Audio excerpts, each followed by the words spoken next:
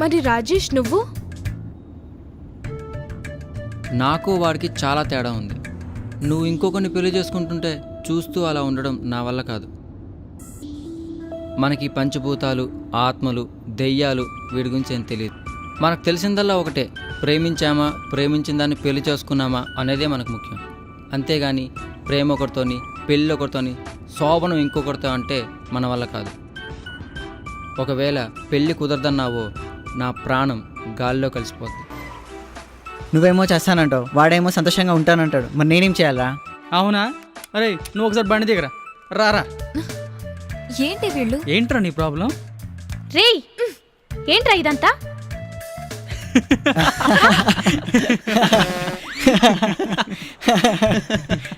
మీరు మమ్మల్ని చీటింగ్ చేశారా? We never do like that.